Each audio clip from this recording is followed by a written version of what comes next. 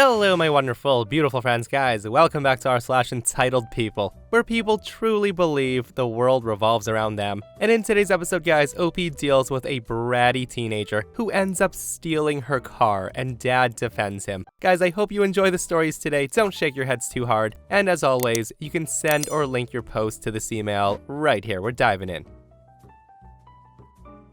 So this took place at my local county fair over a decade ago. I was a junior livestock exhibitor/officer. This means that I raise an animal to sell at the local county fair. But before the auction, the animals, a pig in my case, live at the fair for a week for showing and such. During the pre-auction week, called Market Week, we have to be in the barn for specific shifts that we don't choose, to take care of the animals and to interact with the public. Usually, this means answering a few questions about ourselves, our animals, and we often get the occasional Karen, like this lady. So on this day, I just finished the feeding portion of my duties when enters Karen. She decides that whatever I'm doing is not important, and she proceeds to tell me this. The woman comes up to me and says, "Excuse me, I have a question." I say to her, "Sure, what is it?" Karen says, "My son wants a pig. Are these for sale?" I tell her, yes they are, but only at the auction. At this point, I proceed to find an auction info brochure and explain purchasing information.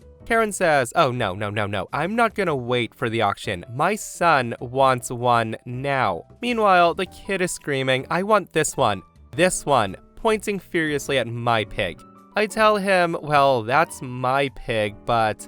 Karen then interrupts me and says, "Good, then I can buy it right now." The woman takes $200 out of her wallet and she flips it at me. The money lands into the feed pans into who knows what. The kid then asked his mom, "Is that my pig now?" And Karen says, "Yep, you go right ahead. Get into the pen and pet it." Now at this point, I want to note that she's violating every sign in the barn, as well as putting her son's life at risk and worrying me immensely. So her son gets into the pen and he starts feeding my pig some piece of crap burrito he was holding, and then he starts hitting my pig to make it sit up. At this point, I'm thinking, oh hell no, this is not happening. Of course, my pig finally decided that he's had enough slaps to the face and he starts attacking the kid. I have to physically pick the kid up and put him outside the pen. All the while, Karen's flagged down a member of the barn crew and is trying to get my pig removed from the fairgrounds immediately, as she purchased it, and she wants it inside her car by the end of the hour. Of course, she notices me picking up her son, and this lovely conversation ensues. Karen marches over to me and says, "You assaulted my son. I'm gonna have you arrested. Someone call the cops. She put her hands on my son." I tell her, "Ma'am, I just saved your son a trip to the hospital, and this is how you're gonna treat me? He was slapping my pig in the face, and he was gonna get hurt." The woman then says, "Fine, let's forget I ever tried to buy this pig. We're buying this one instead," walking to another pig in the pen. I then say to her, "Ma'am, you need to get the F out of my barn right now, or you will leave me no choice but to call security." Karen screeches and says, "Well, do it then. You call the cops, and I'll tell them how you attacked me and my son, and you're not letting me take my pig home. I just paid for it." So by this time, security's taken notice and starts walking over. I tell them this lady's harassed me, the animals, the barn crew, and that her son has violated state law by getting into the pen and touching my pig, not to mention attacking it. The lady then tries to tell her side of the story of me assaulting her, and security won't have it. As they're walking her out, I utter, "Thank you, come again," and she retorts, "I will never be back here." I never picked up that $200 that landed in the feed pen, as I never agreed to the sale, and neither did Karen when she got escorted out. In the end, I kept the money and got a nice new iPod. Guys, I love the fact that OP got to keep the money. And hey, at that point, it's fair game, right? Like, technically, that woman just took out $200 and just tossed it into a feed pan and walked away from it. Honestly, I would just consider that the a-hole tax for her and her son causing so much trouble.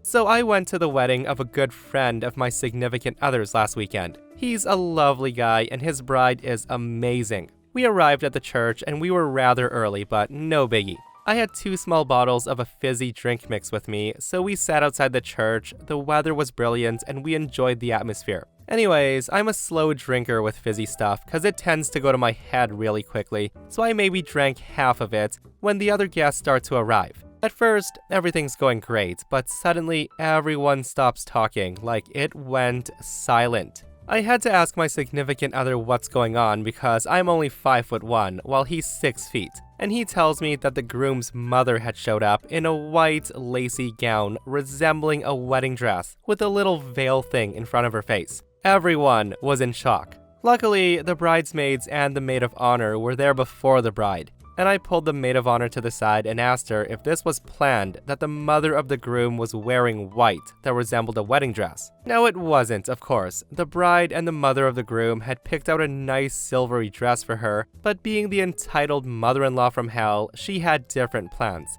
So I asked her if she could do something about it, and she had no idea on what she could do. To which I then asked her if she wanted me to do something about it. She answered, yes, please. So at that point, I handed my significant other my purse, gathered all the shininess of my spine available, and start stumbling up to the mother of the groom and her husband, pretending to be quite tipsy already. I greet the father of the groom with slurred speech, who looked severely uncomfortable next to his wife. And then it happened. When I went to greet the mother of the groom, I stumbled, and the leftover content of my little bottle of red fizzy drink just sloshed out of it and landed on her dress. I obviously felt so bad. The shock of it sobered me up right away, and I tried to make it better by rubbing the stains with my hanky. Of course, it just made things worse. To sum things up, the ceremony was delayed by 30 minutes because the mother of the groom had to go and change. My significant other had hiccups from laughing so hard. I was congratulated on my aim no less than 12 times that night. The mother of the groom hates me, but who cares? Everyone had a fantastic time. The maid of honor wants to name her firstborn after me and hopes it'll have balls of steel just like me, no matter the gender. The bride and groom almost crushed me while hugging me the next morning at breakfast when they heard of what happened and how I saved their wedding. However, this was for all you poor brides that had to deal with their mother-in-laws wearing white on your wedding day. And goodness, I had fun doing that. Guys, OP definitely saved the day that day, and kudos to her for the quick thinking. Like, what in the world was the groom's mother thinking? Like, showing up to wedding in white is already bad enough, but she had a frickin' veil on, guys. Some people truly can't stand not being the center of attention. So here's a little background. My husband and I have this board hanging on our wall. It's a list of all the things we want and need, how much it'll cost, how much we saved for it, and when we should be able to have it. It's got things on it like a new fridge, dishwasher, nice knife sets, wish list items, etc. I even include pictures, model numbers, or other specific descriptions for a lot of these items, and I'm very proud of it. So with that said, my father and his wife come to visit on a semi-regular basis. A little bit about my stepmom is she's spoiled, she's bratty, and she's entitled. Stepmom always makes sure to look at my board, comment on it, and expresses her sadness that we're unable to afford the stuff we want right away, aka that we're poor. Within a week or so, she'll buy one of the exact things on my board for herself. Sometimes it's a smaller item like a coffee maker, and other times it's a larger item like a motorized toy car for her children. Now, her buying these things isn't really what bugs me. What bugs me is that she doesn't even need these items, and how she rubs it in my face that she was able to get it first before me, because she's got a lot more money than us. And also often saying that I'm copying her when I finally do get the item. It's super annoying and childish. Anyway, I was walking through a local store's Christmas section right after Thanksgiving. I was looking for board ideas, and I happened to stumble upon a giant, ugly, super pricey outdoor Christmas decoration set, which gave me an idea. It was definitely not my stepmom's style, but I'm thinking, hey, why not try? So when I got home, I put the set on the high priority section on my board, going as far as to erase the money I had pooled for other things to move it to this Christmas monstrosity so we could buy it sooner. I was hoping this trap would be tempting enough for my stepmom, especially if I made the set seem super important. So a couple of days after that, my father and stepmom visit. My stepmom looks at my board and asks about the set, and I gush over it, describing it as the way to make my Christmas dreams come true. I lay it on thick. On Monday, we go to visit my dad at stepmom's request. Of course, she invited us over to show us that she bought and picked up the entire set I wanted. Not knowing, to me, it's ugly and over the top. I hate it. It's hilarious though. She immediately dives into describing why she fell in love with it and how she absolutely had to have it. She was making a huge deal on every little piece and how it was so worth the money.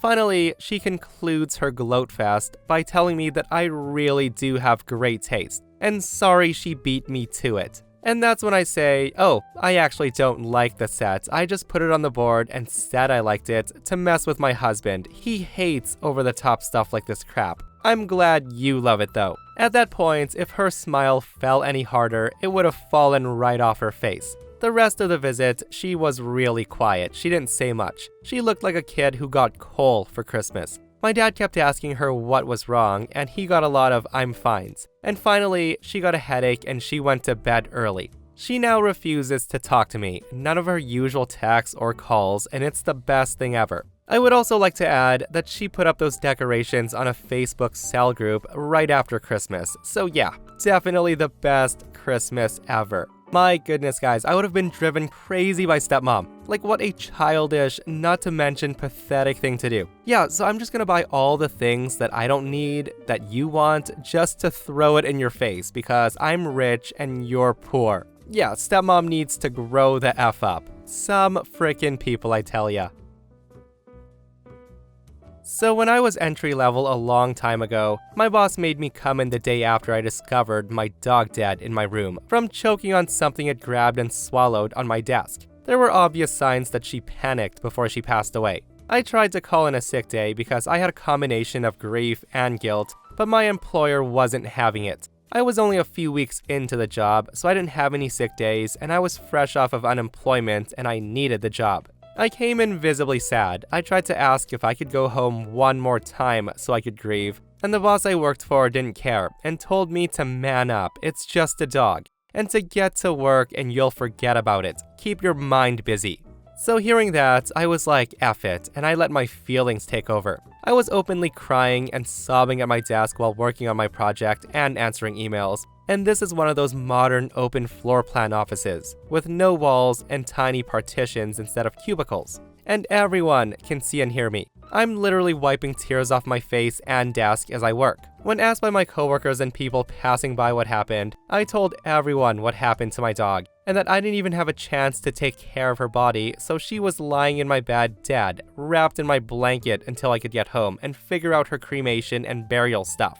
When they asked why I was even at work, I very loudly stated that my boss did not think it was an acceptable excuse to miss work. Needless to say, she looked like a monster, and I was told by her boss that I would have 2 days paid to mourn and to take care of my dog, and that I should not have had to come in. I'm glad to hear at least OP's manager's boss had a good head on their shoulders. Like, in that state, how much work can you possibly do, guys? And for OP's boss to just be like, oh, just get to work, it's just a dog. Like, what a monster of a boss. Probably needed to hit deadlines so she could make her bonus or something. Like that, or some people in positions of power really love to make people's lives miserable.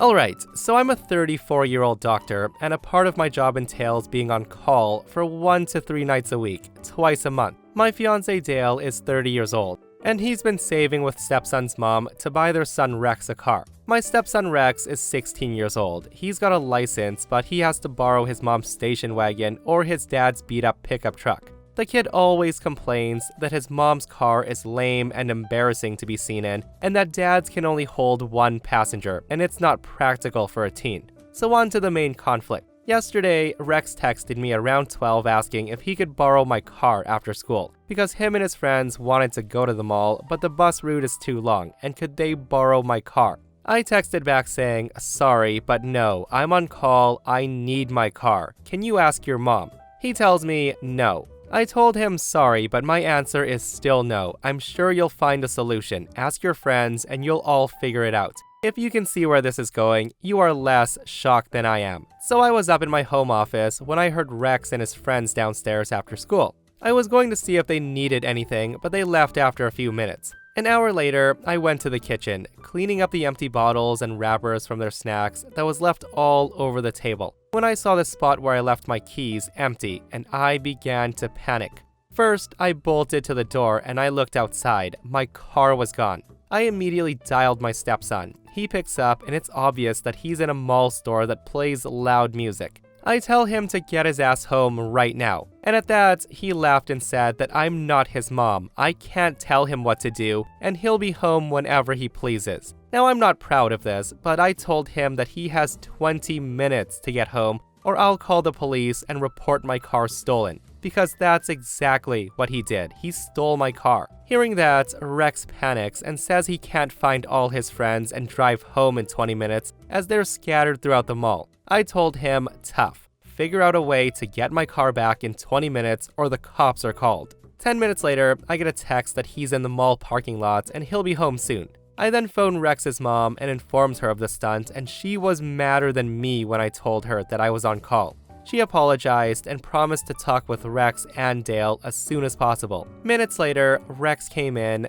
threw my keys at me, and locked himself in his room. Dale finally came home around 8 o'clock and said he's been on the phone with his ex. He demanded to know why I punished his son for borrowing my car. I put my foot down and I explained that I'm on call, which means I need my car. Rex stole my car. At that, Dale disagrees. His ex agrees with me and says that she'll not be buying Rex a car anytime soon due to his entitlement. Dale thinks that I'm making a big deal out of nothing. In his words, I didn't even end up going to work, so why did I have to threaten his son? I've only gone in twice this year while on call. I told him that because nothing happens doesn't mean that I'm always clear. That's what being on call is. Rex is now grounded. My fiance barely speaks to me, saying I'm being over the top about this, and he has the nerve to ask me if I'll apologize.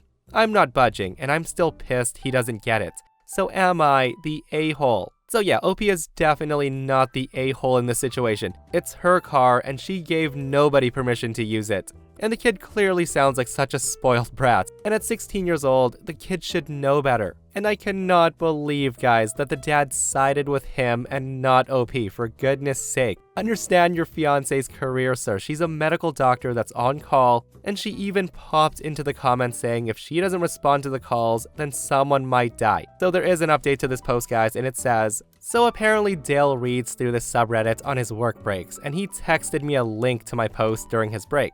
A short time later, I received a call from Rex's mom, who said that Dale called her and ranted about how I made him look stupid online. She told him that she didn't give an F because he didn't react the way a good parent should. At that, Dale was so furious that he told her he would be calling his mother to talk to someone who actually cared about his feelings. Dale's mother handed his ass back to him good, and reiterated to Dale that he was not an active part in his son's life until he was 6 years old, so he has no leg to stand on. Dale then tried to bitch how everyone was being unfair to him. She shut him up and told him that his son did something wrong, and this is not about punishing him for being a bad father. Dale returned home a little while ago, about an hour earlier than he usually does. He looks defeated, but he was still short with me. He said he was disappointed that I posted, and now everyone who knows will think he's a joke and a bad father. I didn't think this conversation would end up with my ending the engagement and relationship, but it did. The house is all in my name, so Dale is packing up his stuff and crawling back to his mom's house. The wedding wasn't set, so there was no money or time lost there. Dale said so many mean things that I don't even want to write them down. This is not the man who I've known for 4 years, and honestly, I'm shocked at how selfish and entitled he is. The last thing he said was that my doctor money would have to buy Rex a car to make up for all the hard feelings, and I'm astonished at how delusional he is. All I can say is good freaking riddance, guys. And no offense to Dale, but OP is a medical doctor, and it sounds like she can do so much better than an entitled brat for a husband. Like, I do feel bad for saying that, but the fact that the guy's like, oh, your doctor money's gonna have to buy my son a new car to make up for this is absolutely absurd. And I also love how he tried to call his mom for help and reassurance and got his butt handed to him. Good on OP, the ex-wife, and mama for setting this man straight. So another post reminded me of this experience from my childhood. My dad was a really big sports fan. He was tall and decently athletic. He bought a nice basketball hoop for our driveway. The thing had a fairly particular set of qualities. It was adjustable, full-sized, not built-in, but it was stable enough that you could dunk on it. My dad would always try to relive his glory days by lowering it slightly and showing us that he could dunk. He was a big kid and played basketball with us kids frequently. My dad was off work one morning for some reason and was standing outside. That's when a man drives up to our driveway and told my dad that he would take our basketball hoop off his hands. My dad told him that we were happy with it and tried to get the guy to leave. The guy then goes on about how it's exactly what he'd been searching for. My dad said he was happy to share the brand and model as well as where he bought it, and the guy insisted he wanted ours. My dad said firmly that he was neither giving it away nor selling it, and the guy was indignant and said, "I drive by this every day, and I've never seen anyone use it." In addition to my basketball-loving dad, there were 5 kids in my family, and we were the house that neighborhood kids and school friends hung out at. That hoop saw tons of use for horse and pickup games. My oldest brother went to be a decent high school player, and he was literally practicing on that net every single day that the weather allowed. But because there was never anybody playing on it when this guy's commute sent him by our house, which based on the time he showed up was mid-morning, he demanded it because clearly we were never using it. We were apparently neglecting the poor, sad basketball hoop. And since we weren't using it 24/7, 365, this dude thought he was entitled to take it off our hands. My dad left the lights on in the driveway for a while to make sure no one stole the hoop. My older brother actually lives there now, and he still has the same one. And he and his 3 kids still use it every damn day. Now that is some entitlement, guys. You never use it, so just give it to me. You're neglecting it. Like, I wonder how many times that's actually worked for that guy. And that, my friends, brings us to another end of r/entitled people. Guys, I hope you enjoyed today's stories. I hope you didn't shake your heads too hard. And if you missed the last episode on the channel, it's an r/I don't work here lady, where a Karen goes on a rampage and threatens to call 911 when nobody serves her. It's such a funny story, so go check it out if you haven't. And myself and Stevie Boy will see you guys in the next one. We love you.